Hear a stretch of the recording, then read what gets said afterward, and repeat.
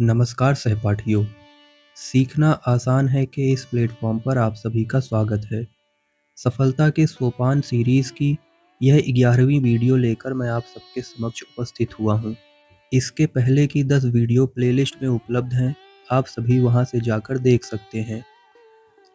कहा जाता है, यदि धन खो जाए तो कुछ नहीं, यदि समय खो जाए तो बहुत कुछ, लेकिन यदि स्वास्थ्य खो जाए तो लगभग सब कुछ खो जाता है। अतः आज का शीर्षक है स्वास्थ्य।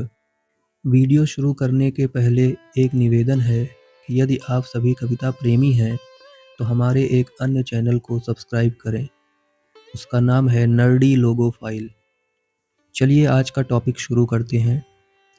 हमारा शरीर केवल मांस और हड्डियों का ढांचा नहीं है, यही वह माध्यम है जिसके द्वारा हम अपने सभी कार्य पूरे करते हैं।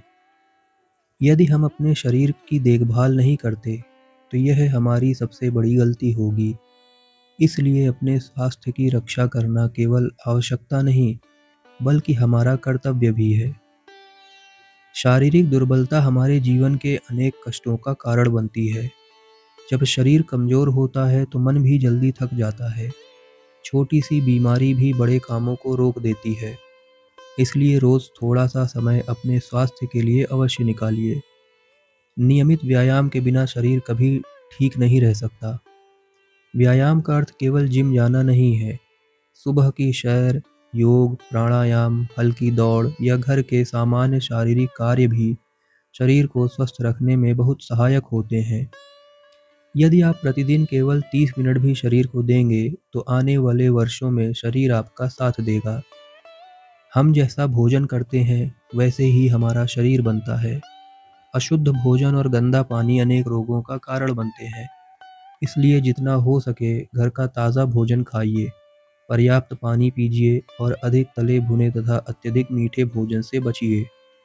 याद रखिए, भोजन केवल पेट भरने के लिए नहीं, बल्कि शरीर को ऊर्जा देने के लिए होता है। क्या आपने कभी ध्यान दिया है कि हम दिन भर सांस तो लेते हैं, लेकिन सही तरीके से नहीं लेते?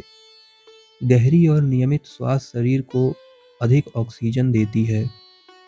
इससे फेफड़े मजबूत होते हैं, मन शांत रहता है और शरीर में नई ऊर्जा आती है।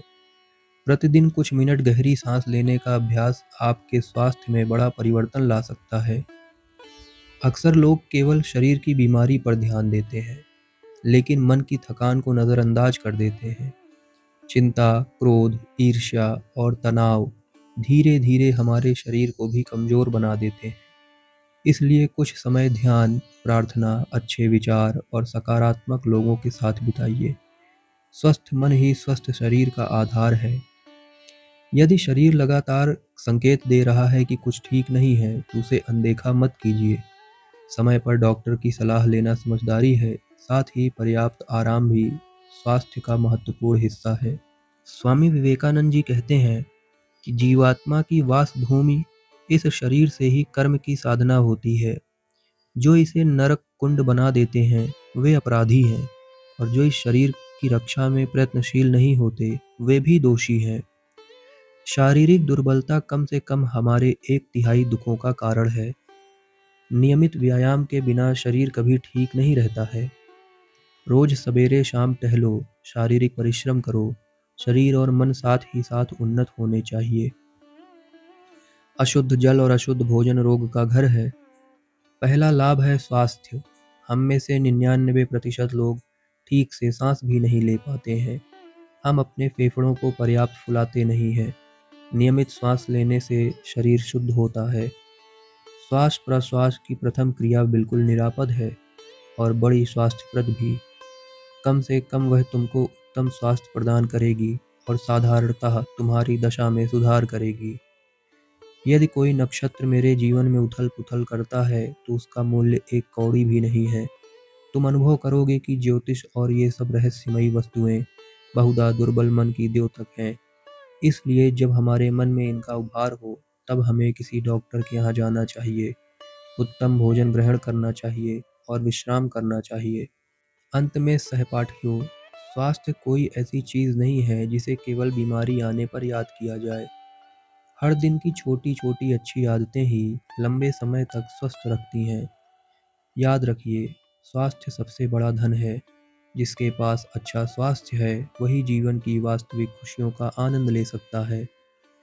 अगर आपको यह वीडियो पसंद आया हो, इसे लाइक करें, अपने दोस्तों और परिवार के साथ साझा करें और ऐसे ही प्रेरणादायक ज्ञानवर्धक वीडियो देखने के लिए हमारे प्लेटफॉर्म सीखना आसान है चैनल को सब्सक्राइब करना न भूलें। धन्यवाद। मिलते हैं अगली वीडियो में।